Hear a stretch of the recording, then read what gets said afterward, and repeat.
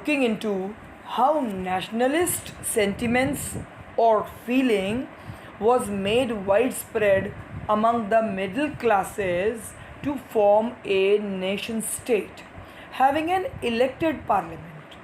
But switching off monarchy and moving towards liberalism was not easy. The making of Germany and Italy. Now the question arises that can the army be made architect of a nation? Can alone army do everything? After 1848, nationalist sentiments in Germany were widespread among middle classes who in 1848 tried to unite different regions of German Confederation into one nation state governed by an elected parliament. That is, now the role of middle class is being highlighted. This liberal initiative to nation building was repressed, yes, tried to stop again and again. By whom? By the monarch and the military. Also, it was supported by the large landowners, so-called Junkers of Prussia. The first step towards unification of Germany was unconsciously taken by Prussia when Prussia established Zollverein or customs union joined by most of the German states. Means when Zollverein was introduced, it was joined by the German states. Prussia took on the leadership of the movement for national unification. Means once it was taken over by Prussia and joined by German states, so Prussia took the leadership. The chief minister of Prussia, Otto von Bismarck, was the architect. Who is that architect? Means he was the one who prepared the layout of the process with the help of Prussian army and bureaucracy. If we see what occurred at the time of unification of Germany, it took a time of 7 years, children.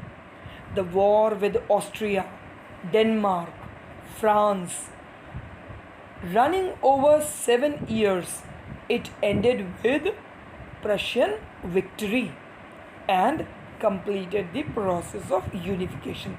That is why we say that the leadership was taken over by the Prussia, and it was initially introduced as Zollverein or customs union. In January 1871, the Prussian King William I was proclaimed German Emperor in a ceremony held at Versailles. That is the completion of unification of Germany. It took place in 1871. Remember this number 7. It will come again and again. I will also correlate it with once we started talking about nationalism in India. On 18th of January 1871, an assembly comprising the princes of the German states, means the complete German Confederation's princes, they are representatives of the army, important Prussian ministers, including the chief minister. Now, who is that chief minister?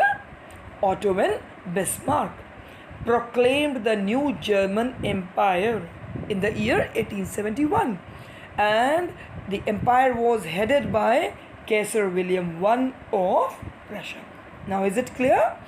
The new states placed a strong emphasis on modernizing the currency. Means now the changes that were to be introduced were like modernizing the currency, 1, banking, 2, legal and judicial systems in Germany. It was all introduced after the making of King William I of Prussia. The Prussian mayors and practices often became a model for rest of the Germany. Means above all, the most important outcome was This only that this measure taken by the Prussian and the practices introduced by the Prussia became a model for rest of the Germany. Now comes how Italy's unification was done. During the middle of 19th century. Children, once we say middle of 19th century, it means 1850. Starting from 1801 to 1850. It is middle of 19th century. Italy was divided into 7 states. Again, I repeat, number 7. Italy was divided into 7 states. Sardinia Piedmont was ruled by an Italian princely house. The north, now here the complete part was divided into 3 groups: north, center and south. Do remember that in north were Austrian Habsburg. Center was being ruled by the popes, and the southern region was under the dominion of Bourbon kings of Spain. Now we'll see how these 3 got united and the unification of Italy got done. Even the Italian language, it had many regional and local variations. The contribution of famous personalities. Once we have talked earlier about Germany's unification, we highlighted the role of Chief Minister Otto von Bismarck. But here we'll discuss the 3 major roles. 3 individuals: Giuseppe Mazzini, Count Cavour and Giuseppe Garibaldi. Famous personalities who got involved in unification of Italy were, we'll talk about first Giuseppe Mazzini.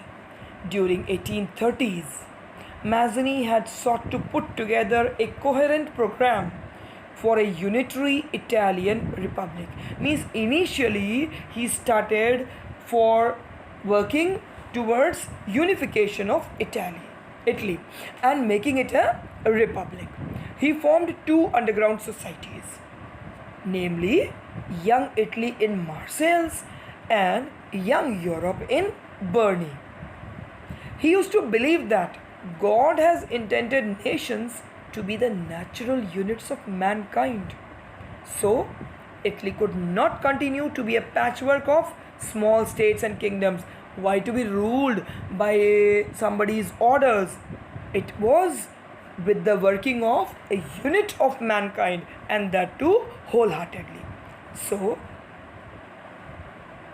what happened? It had to be forged into single unified republic within a wider alliance of nations. Means definitely the nations, the nearby states, regions were to be unified. Here comes the role of Metternich. Metternich described him as the most dangerous enemy of the social disorder. That social disorder which was introduced by Duke Metternich and now was being opposed by Mazzini. Next comes the role of Count Camillo di Cavour. Unification of Italy owed much to the diplomacy of Chief Minister Cavour. Please remember, he was the Chief Minister Cavour of Italy, and Germany's Chief Minister was Otto von Bismarck. Here, Cavour became the Prime Minister of Piedmont from 1852 to 1860. Through diplomatic alliance with France, Cavour, Sardinia Piedmont succeeded in defeating the Austrian forces in 1859. Means for 8 years regularly he had been working with France. Engineered by Cavour, this group defeated Austrian forces in 1859. Third was Giuseppe Garibaldi. He was the center figure in the unification of Italy, as he was personally commanded and fought in many military campaigns that led eventually to the formation of United Italy. He was called the hero of 2 words because his military enterprises in South America as well as in Europe. In 1833, Mazzini and joined. He met Mazzini, who? This Garibaldi. In 1833, they both met and joined the Young Italy movement. He participated in Republican uprising in Piedmont in 1834. When the uprising was suppressed, Garibaldi went to South America and stayed there till 1848. In 1854, again, he supported Victor Emmanuel II for his effort to unite the Italian states.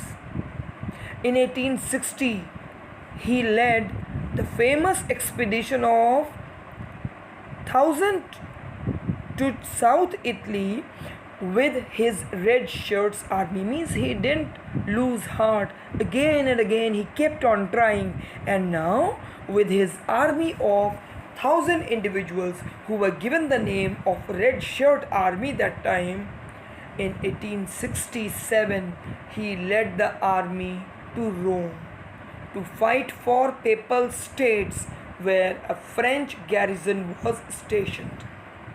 In 1870, France had to withdraw its troops, and now papal states were finally joined to Italy. और इसी दौरान कुछ major events भी हुए which led to the unification of Italy. The army means the regular troops and the armed volunteers. They marched into South Italy and the kingdom of Two Sicilies and succeeded in winning the support of local peasants.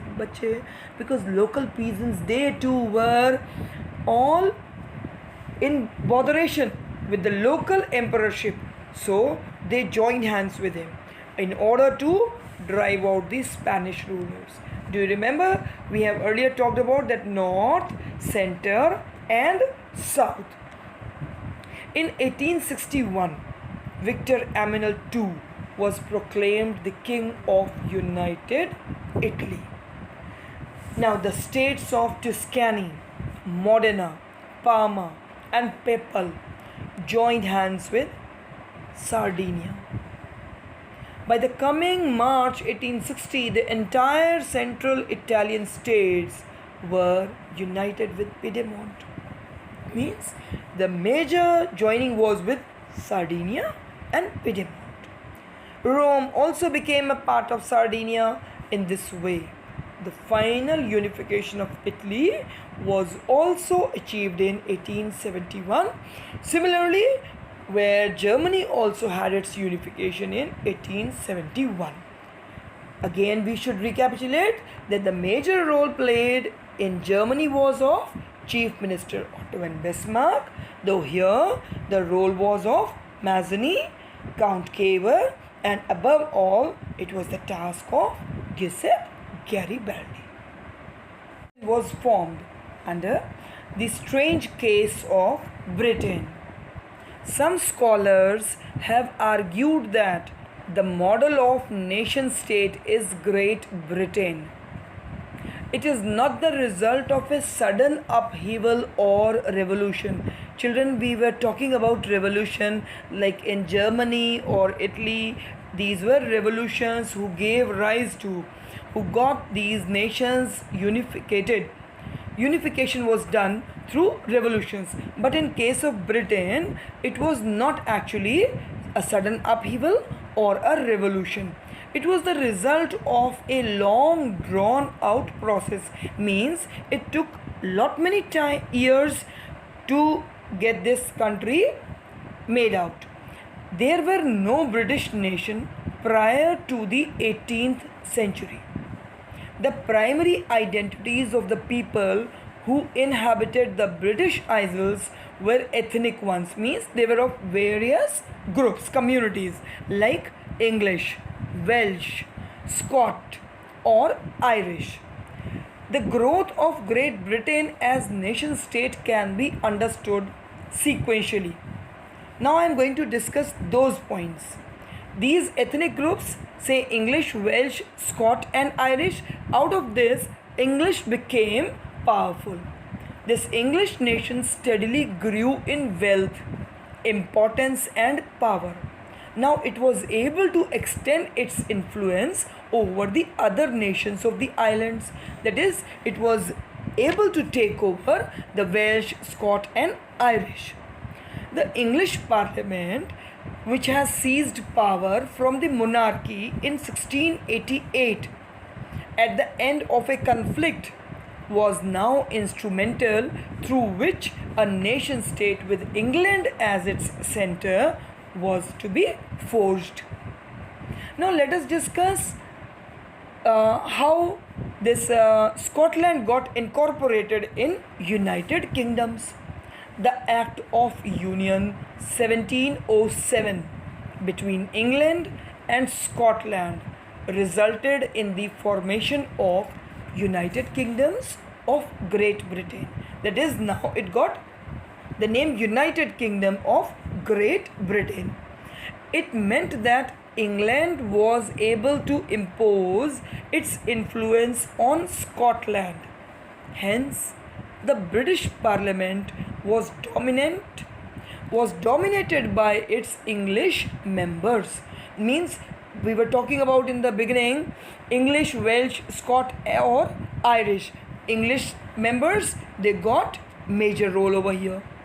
The Catholic groups of Scottish Highlands suffered terrible repression whenever they attempted to assert their independence. Means you remember these groups are of two subgroups, Catholics and Protestants. Whenever the Catholics they protested, they were all suppressed.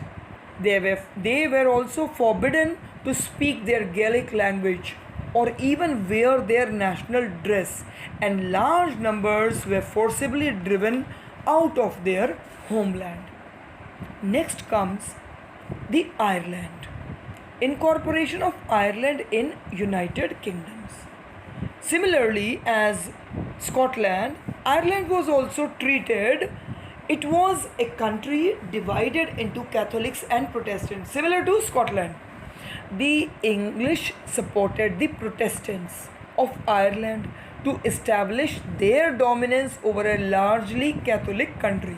Means अंग्रेज़ों ने Protestants की मदद करके Catholics को suppress किया, पहले Scotland में and now in Ireland. The revolt raised by Catholics was suppressed here also. After a failed revolt led by Wolfton and his United Irishmen in 1798. Now here you see Act of Union was in 1707, but in Ireland it got in 1798. That is why we call it a long drawn out process. Ireland was forcibly incorporated into United Kingdoms of Britain in 1801. A new British nation was forged through the propagation of a dominant English culture. English culture over whom? Go to the first line again. Against Welsh, Scot, or Irish. The symbol of New Britain was British flag, so-called Union Jack. The national anthem, God Save Our Noble King, and the English language were the prominent things. So here it started from 1707 in Scotland and it went till 1801 in Ireland. So in this way Great Britain was formed, and it is said to be formed as a result of long drawn out process. That is why some scholars they argue that actually the model of nation state is Great Britain. Now moving towards visualizing the nation. Children, artists in 18th and 19th century found a way out by personifying nations. Nations were then portrayed as female figures. The female form that was chosen to personify the nation did not stand for any particular women in real life. Simply it was an imagination, but it sought to give the abstract idea of the nation in a concrete form, so as the people they can get united, they can unite their feelings with their country. The female figure became an allegory of the nation. In France, the female allegory was christened as Marianne. Her characteristics were drawn from those of liberty and the republic: the red cap, the tricolor, the cockade. Germania became the allegory of German nation. Germania wears a crown of oak leaves, as the German oak stands for heroism. Now, connecting this nationalism and imperialism, by the last quarter of 19th century, last quarter of means 1875 to 1900, the nationalism no longer retained its idealistic liberal democratic sentiments. During this period, nationalist groups became increasingly intolerant with each other and were ready to start war.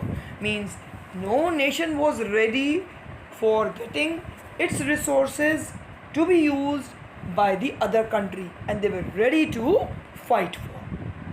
Balkans, the source of nationalist tension in Europe. The Balkans was a region of geographical and ethnic variation. Ethnic variation means various groups, various communities were there. So-called modern days Romania, Bulgaria, Albania, Greece, Macedonia, Croatia, Bosnia, Herzegovina, Slovenia, Serbia, and Montenegro, whose inhabitants were broadly known as the Slavs. The large part of Balkans was under the control of Ottoman Empire. If you remember this name, you heard in chapter Nationalism in India also. The spread of the ideas of romantic nationalism,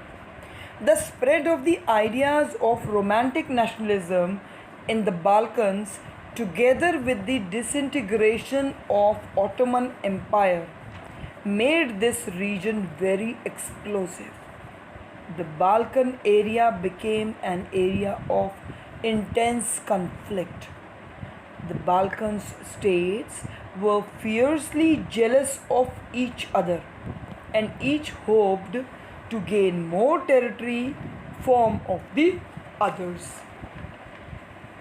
Each power, now here R is Russia, G is Germany, E is England, and A is Austria-Hungary. You can call it like Regio, was keen to counter the hold of others' power over the Balkans and extend its control over the area.